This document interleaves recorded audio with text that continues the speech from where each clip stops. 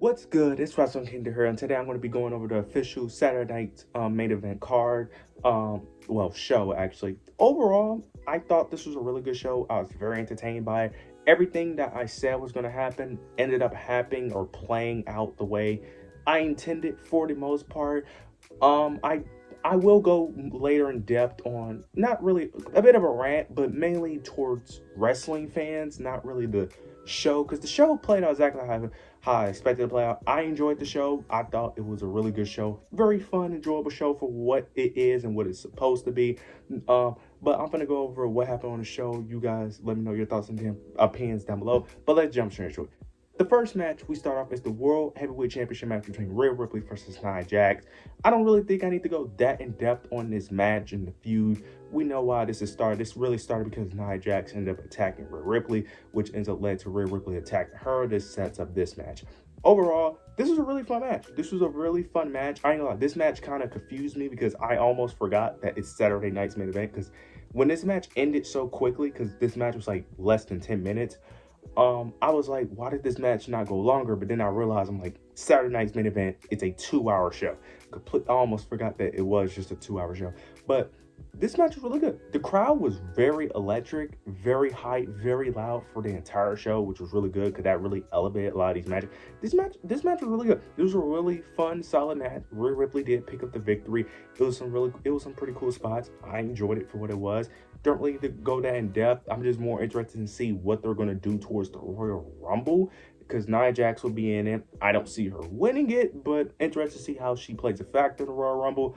Interested to see who will face Rhea Ripley, because for the women, there's literally no build at all for any of the participants in the Rumble. So I don't know who's winning that's going to be one of my hardest prediction videos of the year, because that's one of the more unpredictable things. So overall, it was a good solid match, and Rhea Ripley ends up retaining. The next match we end up getting is the Intercontinental Championship match between Sheamus versus Braun Breaker. Another really, really, really good match. Really enjoyed this match. There was a couple cool spots that I thought was really cool. There was one spot where Sheamus ended up tossing Braun Breaker into the Times Keepers area onto a chair. There was another spot where Sheamus was running around the ring, jumped off the steel steps, only to be caught by Braun Breaker into a spear. But we do end up getting towards the end of the match where I think Braun Breaker goes for a spear. Sheamus ends up hitting a brogue hit, and then he goes for the pin. Right here, most people would expect Braun Breaker to end up losing. I didn't really get that feeling, only because I knew the way they set this up. The way they set this up was very obvious for me, who watches wrestling a lot, because Braun Breaker was extremely close to the ropes. I knew he was going to put his foot on the ropes, which he ended up doing. He ends up putting his foot on the ropes. The ref ends up catching a rope break. Then Braun Breaker ends up getting back up, ends up hitting a spear, and ends up picking up the victory. This was, like I said, this was a really good match. They're clearly, in my opinion, is going to drag this match as well. Now, Jesse, I think his name, I forgot his last name, but one of the commentators, old school commentator who used to do these events back in the day, ended up mentioning how Sheamus had the match won and the ref should have counted 3. So I don't know if they're going to play that story into the weekly show into Raw, where Sheamus is going to use that as an argument to get his rematch, because I think they're going to drag this to Mania. I think they are. There's really no other opponents for Braun Breaker to face. Well, there are. I just don't think they're going to book them. So I think they are going to drag this into Mania, and I don't know if they're going to tell that story of that, well, the ref shouldn't have counted, because it was a bit of an iffy rope break to a degree, because the ref could have easily counted the 3. It's like because the ref was waiting on Braun Breaker to a degree to put his foot on the ropes. It didn't come off as natural, so they could play that into a story. I wouldn't mind it, so I'm interested to see if that's how they're going to play this. But nonetheless, it was a good solid match, and Braun Breaker retains and is still your Intercontinental Champion. Now we end up getting the contract signing between Cody Rhodes and Kevin Owens to make the match official. Well, not the match official. Both wrestlers have to give up their titles for the ladder match. It starts off with, them having to sign a contract, but KO doesn't sign. And then Kevin Owens gets mentioning Cody Rhodes mentioning last week, when Cody Rhodes ends up mentioning that Kevin Owens takes the easy route, the easy way out every single time. And Kevin Owens ends up saying that Cody Rhodes is a liar, because if that was the case, he would have done it at Bash in Berlin. when he had a chance to attack Cody Rhodes' leg, but he didn't. And he says that Cody takes the easy way out because he's the one that ended up leaving the company. And he ends up saying that the reason why he didn't attack his leg was because he cared about their friendship, unlike Cody Rhodes. Then afterwards he ends up mentioning, him leaving and that he took the easy route instead, that he stayed in the company while he left.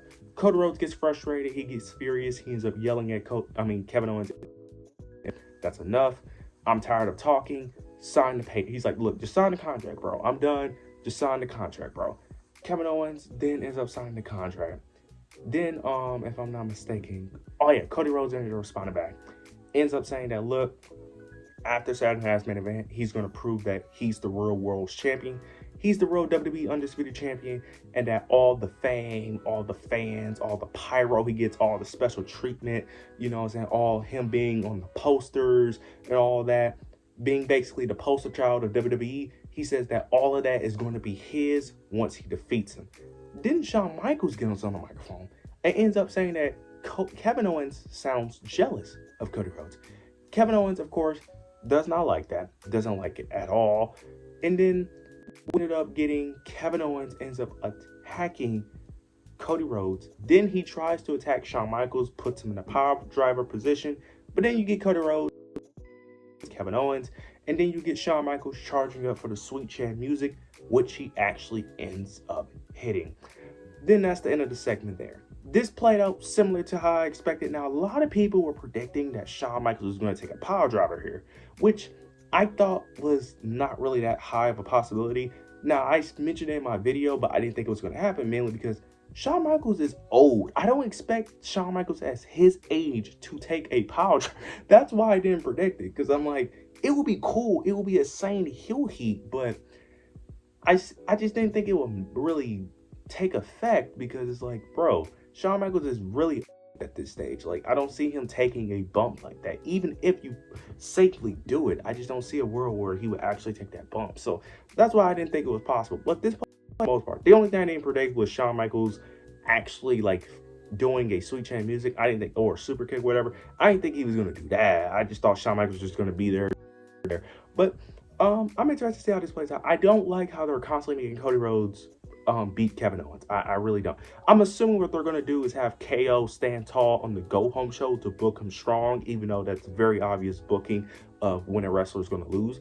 But I'm assuming that's what they're going to do, because for the last like 2 to 3 times that they brawl, Cody Rhodes has been destroying Kevin Owens like multiple times. So yeah, I feel like they're doing a little too much with Cody Rhodes. Like, you gotta have Kevin Owens win a few of these brawls to make it at least somewhat convincing, because most of us are already predicting that he's going to lose. At least try to make us believe that Kevin Owens actually have a shot, but you keep having him lose these brawls. It's like, yes, Cody Rhodes is definitely going to win. At least make him win a few of these to make it somewhat entertaining. Or if you don't want Cody Rhodes to lose a brawl, just have it be a draw. Just have it end in no contest. But overall, I enjoyed the segment for what it was.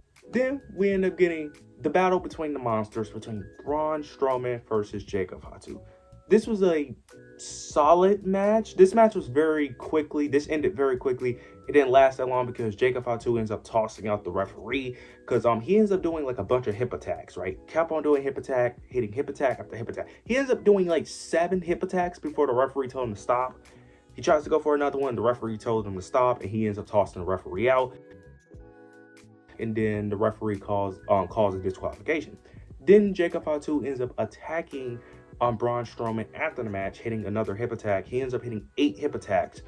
Then Braun Strowman starts bleeding all over. He starts bleeding towards the nose, bleeding everywhere. He's attacking, before he starts attacking security, he ends up trying to stop him, but he ends up breaking away, and he ends up hitting 3 moonsaults, if I'm not mistaken. He hit 2 moonsaults back to back.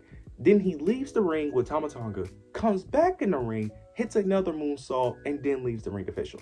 I like what they did. This was really good. I really enjoyed this. This didn't play out exactly how I thought it would, but I kind of still technically got the predictions right, because I did say Jacob Fatu was going to stand tall after the match, which he ends up doing. I like this. I really like this angle. I really like what they did here, and this was a good way to protect both wrestlers, because technically speaking, Braun Strowman did win the match, but Jacob Fatu was the real winner in all of this. So I really enjoy what they did here, and I like what they did here. I'm interested to see what the follow-up Are they going to have Braun Strowman be injured, or he's just going to make a comeback? Because the Royal Rumble is coming up. Is this going to happen at the Rumble? Because the Rumble only have 3 matches, which is the 2 Royal Rumbles and then the tag team match, the tag team championship match. Is this going to be on the Rumble? Because I don't know what they do afterwards. I don't know if they continue this story or this is the end. Because I can see it being the end, but I can also see them continuing. So I'm interested to see how this story overall plays out. But overall, I really enjoyed this. Now we get the main event. Jey Uso versus Gunther. This is also a really good match, especially towards the end. There was a moment, a slight moment, where I actually thought they was going to pull the trigger. But after that moment, I knew Jey Uso was going to win. Basically, towards the end of the match, Jey Uso ends up hitting 2 spears and an Uso splash. Once he kicked out of that Uso splash, I knew he wasn't winning. I knew he wasn't winning. Like, if he ain't winning off of 2 spears and an Uso splash, what else is he going to do? Like, there's nothing else he's going to do. But then he tries to go for a 3rd Uso splash. Gunther ends up perfectly executing it. He ends up catching Jey in the spear and ends up hitting back-to-back power bombs, retaining the World Heavyweight Championship. This was very obvious to me. It only made sense. I enjoyed this show overall. But now I'm going to go into a little bit of a rant. Wrestling fans have to be some of the most dumbest people on the internet. I don't understand why wrestling fans turn off their brain when it comes to certain Saturday Night's Main Event is a perfect example. There are people who are upset or don't understand why they don't do major changes on these shows. In Saturday's Main Event was never meant for that. It was never that in the 80s. I don't understand why people expect it to be this huge thing when it's a TV special. It's not a pay-per-view, guys. It's a TV special. If WWE doesn't do major changes on Raw and SmackDown, what made you think they was going to do it on a TV special of all things? Also, the Royal Rumble is literally next week. People legit thought that they would do a major change before the Royal Rumble leading into WrestleMania. Now, tell me if that makes any sense with Triple H logic of booking. I would say no, but apparently people, this is what I'm saying. It's like people are so smart when it comes to booking at times, but then they're so stupid when they are in their feelings, because this is just an emotional response. This isn't them actually thinking. This is just an emotional response. Overall, I enjoyed the show. I had to get that little rant out the way, but overall, this was a really enjoyable show. I enjoyed it for what it was. You guys let me know your thoughts and opinions below. Make sure you like, comment, subscribe.